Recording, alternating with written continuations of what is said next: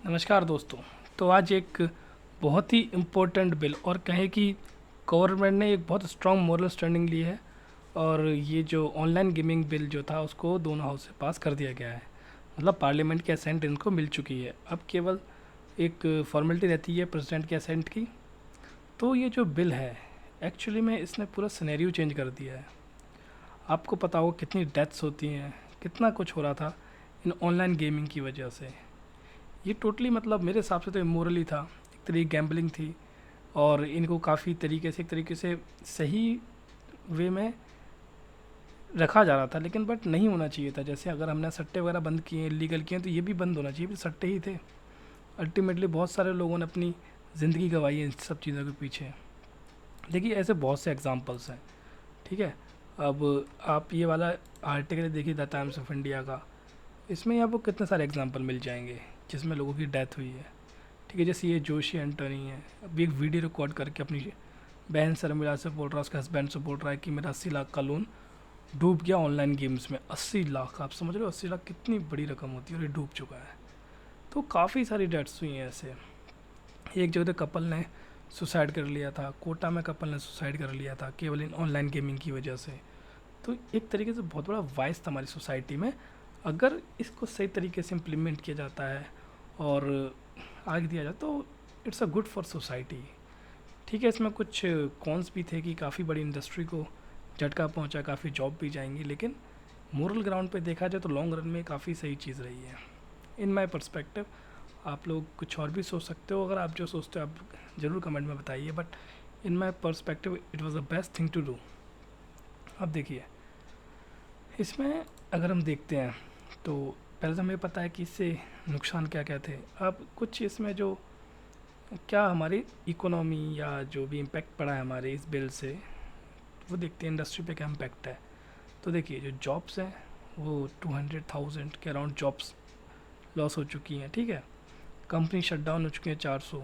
Revenue lost हो चुका है 31,000 करोड़ का रेवेन्यू लॉस्ट यहाँ से हो चुका है।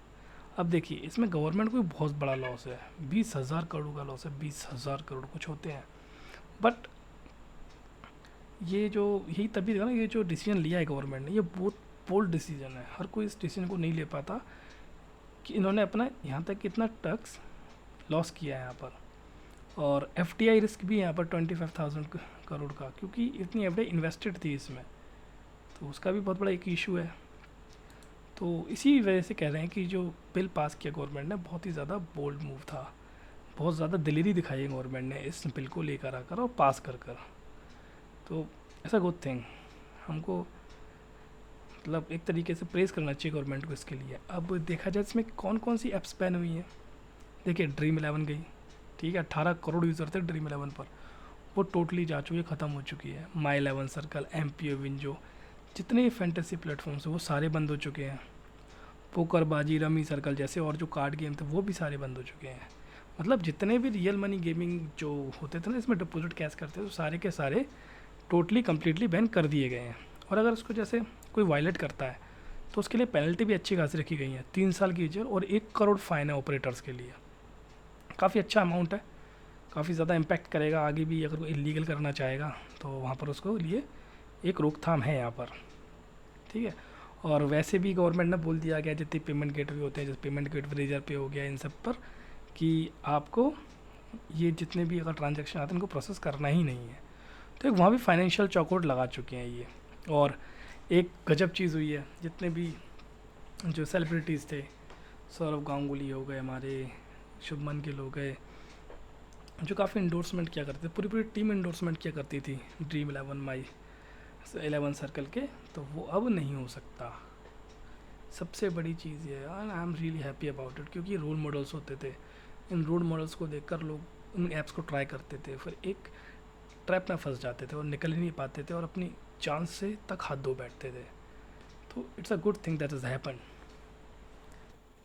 तो हमें जान लेते हैं एक बार कि ऐसे क्या एडिक्शन होती है इस गेम से, क्या चीज़ है, मतलब हमारे दिमाग में क्या चलता है जो इससे हमें बहुत ज़्यादा प्रॉब्लम होती है। देखो एडिक्शन साइकिल की बात करते हैं, किस तरीके से लोग इसे फंसा करते थे। देखिए ये क्या ना, इनका एक तरीके से एक एसओपी है। जितने भी गेमिंग प्लेटफॉर्म्स होते हैं इनका एसओपी होता था, आपको स्टार्टिंग में ये फ्री खिलाते थे। आप कभी ना जैसे ड्रीम 11 पे जाओगे या किसी में तो फ्री खिलाएंगे, अदरवाइज़ अगर आपने मान लो 3-4 महीने भी अगर खेला नहीं ना उसको, तो आपको अपनी तरफ से पैसा दे देते हैं, 10-20-25 रुपये या एक गेम फ्री दे देंगे, आप खेल लो उसमें लगा लो, 10 रुपये गेम फ्री दे देंगे। तो आप अगर उसमें जीत जाते हो तो आपको बड़ी मतलब खुशी होती है, डोपामिन रश होता है। ठीक है, सारा गेम डोपामिन का है। जैसे ही आप अगर उसमें जीतते हो आपको डोपामिन रश होगा, फिर अपना पैसा डालना शुरू करते हो, इसलिए कि अगर मैं इससे इतना जीत गया, चलो अभी हार गया, हो सकता है ज़्यादा जीत जाऊँ। तो आप उसमें, और अगर जीत भी जाते हो थोड़ा, तो आप सोचते हो और बड़ा कर लेता हूँ, तो आप ज़्यादा इन्वेस्ट करते हो। कुल मिला के जो एक डोपामिन रश मिला है आपको स्मॉल चीज़ से, अब वो बड़ी की तरफ आपको क्रेव कर रहा है कि मुझे और बड़ी चाहिए। ठीक है, तो अब क्या हुआ, फिर आप लार्ज बेट लगाते हो। ठीक है, सेम हाई के लिए। अब जैसे होता है ना, अल्कोहल का भी वही चीज़ है, पहले कम पियो, फिर ज़्यादा लगती है, फिर बहुत ज़्यादा लगती है, फिर ज़्यादा ज़्यादा लगती जाती है। सेम चीज़ इसका होता है, आपको बड़ी विंस चाहिए। ठीक है, ऐसे करके आप काफ़ी कुछ हारते हो, हारते जाते हो, लेकिन एक होप रहती है, अरे कोई नहीं, इस देखो, आज 100 रुपये हार गया, कल 100 रुपये लगाऊंगा, दोबारा 200 जीत जाऊंगा। अब 100 200 का लॉस हो गया। अब आप 100 200 को मिला के आप 200 लगाते हो, फिर 400 800 ऐसे माउंट अप होता जाता है। और एक होप बनी रहती है कि हाँ ठीक है, मैं पैसे आज नहीं तो कल जीतूंगा जीतूंगा जीतूंगा। और फिर वहाँ जब अपना पैसा ख़त्म हो जाता है, फिर बंदा लोन लेता है, दर दर से पैसे मांगता है, फिर वो पैसा भी डूब जाता है और फिर खुद निकल जाते हैं दुनिया से। तो एक ये डेट ट्रैप है, एक तरीके से ट्रैप क्रिएट हो जाता है। यहाँ पर पैसा बन रहा है गवर्नमेंट का, उन प्लेटफॉर्म्स का, सब कुछ बन रहा है, लेकिन टोटल लॉस में जाते हैं मैक्सिमम लोग। अब देखा जाए, देखिए आप इधर कि मतलब लोगों का मानना है कि एक्सपेक्टेड रिटर्न -30% है, जो कि कैसीनो गैम्बलिंग जहाँ 2 से 5% कट रहता है, उससे बहुत बहुत बहुत ज़्यादा है। अब ठीक है, अब देखिए गवर्नमेंट ने जो बताया कि गवर्नमेंट का जो डेटा था कि 45 करोड़ पीपल हर साल पैसा डूबता है उनका इन गेमिंग ऐप्स में, और 20,000 करोड़ का टोटल लॉस होता है हर साल लोगों को। 20,000 करोड़, दस आर रियली ह्यूज अमाउंट। इतना तो किसी किसी स्टेट की जीडीपी तक नहीं होती, जितना ये अमाउंट है। तो कितना था, 20,000 करोड़। राइजिंग सुसाइड भी तो ये तो है ही, मनी लॉन्ड्रिंग। और इनके आप देखा जाए, जैसे ये तो बड़े बड़े प्लेटफॉर्म हो गए, ड्रीम 11, माई 11 सर्कल, कुछ छोटे छोटे प्लेटफॉर्म्स भी हैं जो कि अदर कंपनीज यूज़ करती हैं, किस लिए कि मनी लॉन्डर कर सकें, टेरर फाइनेंस कर सकें। तो ये भी एक बहुत ग्रे एरिया रहा है हमेशा से।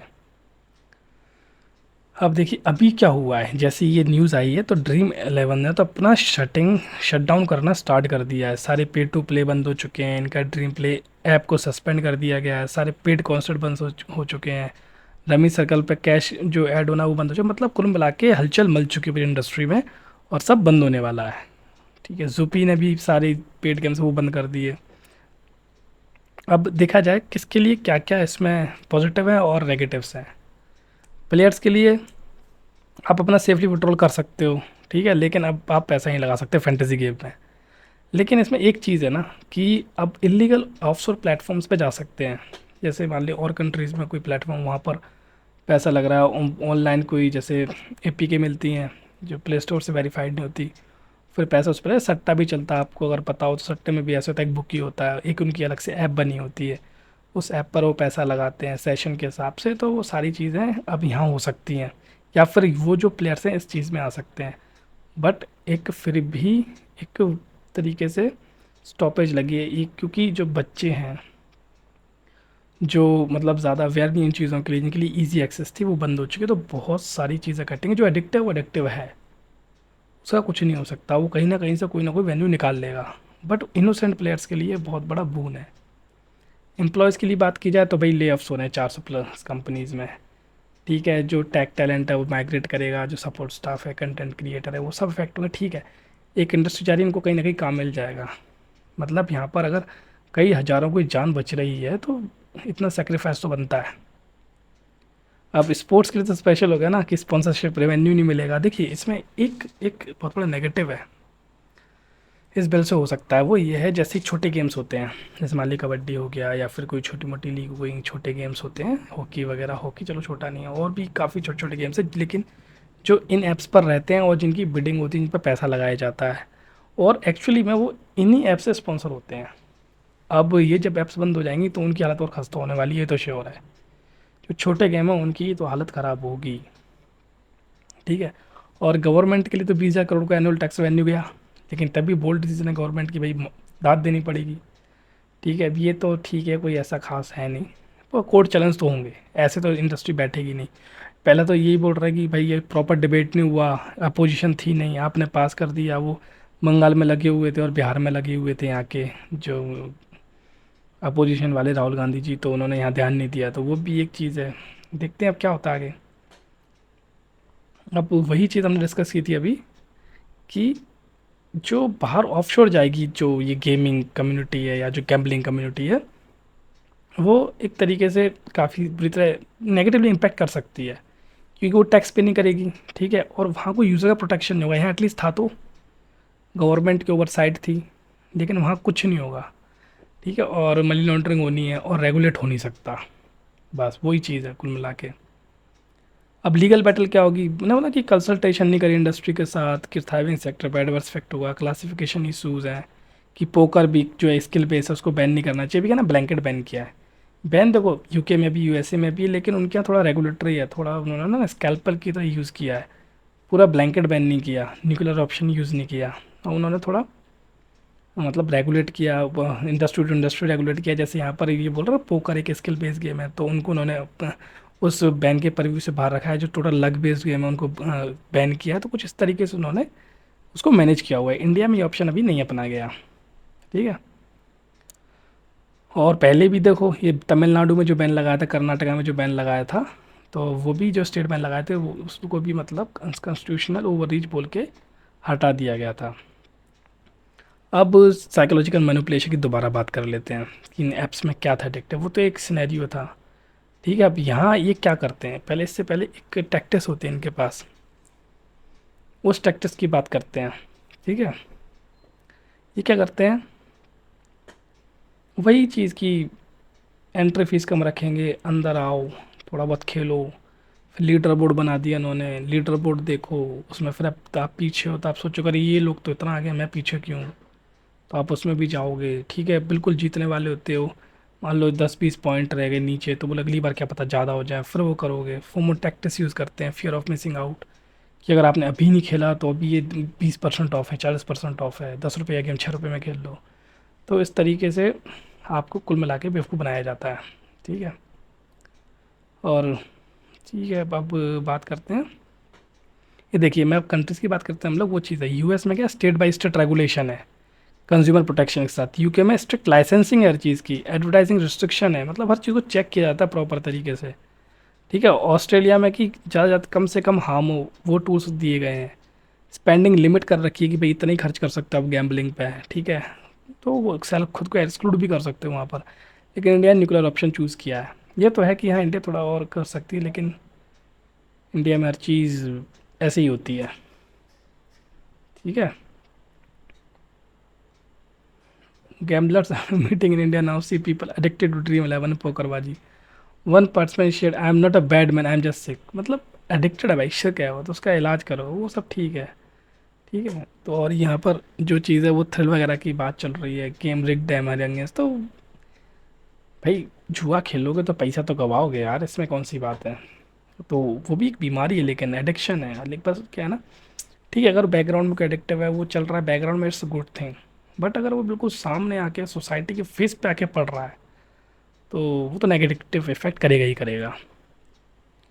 अब नेक्स्ट क्या होने वाला है, देखिए अगले 30 दिन में जो हम आइडिया लगा सकते हैं, फिर एसेंट मिलेगी, शट डाउन हो जाएंगे सारे प्लेटफॉर्म्स, ले ऑफ्स होंगे, लीगल चल फाइल होंगे, फिर अगले 6 मंथ तक सुप्रीम कोर्ट की हियरिंग चलेंगी, इंडस्ट्री आएगी, ऑफशोर प्लेटफॉर्म पे जाएंगे लोग। ठीक है, वही जो हम डिस्कस कर रहे थे, इकोनॉमिक इम्पैक्ट असेसमेंट होगी। अब लॉन्ग टर्म में क्या हो सकता है, पॉसिबल रेगुलेटरी फ्रेमवर्क, कोर्ट आती है तो है, मतलब ये तो केवल हम एक आइडिया लगा रहे हैं क्या क्या हो सकता है। अब सवाल यही है कि ये राइट मूव है या नहीं है। देखिए अगर हम इकोनॉमिकली देखें, मतलब गवर्नमेंट के पर्सपेक्टिव से, तो ये तो नहीं है। ठीक है, क्योंकि इकोनॉमिक सोसाइटी है, जॉब लॉस है, ठीक है, पुशिंग को जो यूज़र उनको लीगल प्लेटफॉर्म पे कंस्टिट्यूट ओवर रीच है, टैक्स रेवेन्यू सब कुछ है, लेकिन अगर हम मोरली देखें तो ये बहुत बहुत बहुत सही डिसीजन है हमारे देश के हित में, हमारे लोगों के हित में, बच्चों के हित में। ये छोड़िए, मैं अभी कुछ दिन पहले की बात, 2 महीने पहले हमारे नोन में एक बच्चे ने इसी गेमिंग प्लेटफॉर्म की जगह सुसाइड कर लिया था। अभी एक जगह और मुरार या मुरैना में, वहाँ पर भी एक बच्चे ने ओनली इन्हीं गेमिंग प्लेटफॉर्म पैसे लगा के अपनी जानों गंवा दिया था। बच्चे तक की डेथ हो रही है इसमें। तो morally it's the best decision the government can take according to me. अब फिर हर किसी का अपना अपना पर्सपेक्टिव होता है। और देखिए, अगर किसी का फ़ायदा तो डाउन साइड भी होगी। ठीक है, तो for me it's the holy ग्रेल।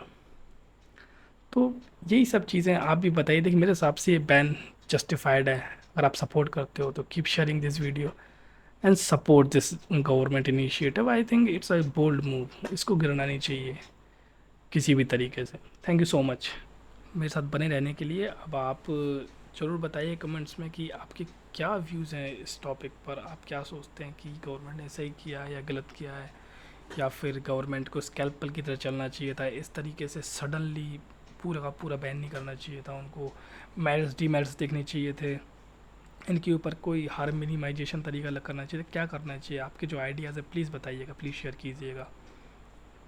तब तक हम मिलते हैं फिर नेक्स्ट वीडियो में कुछ दिनों बाद। Thank you so much.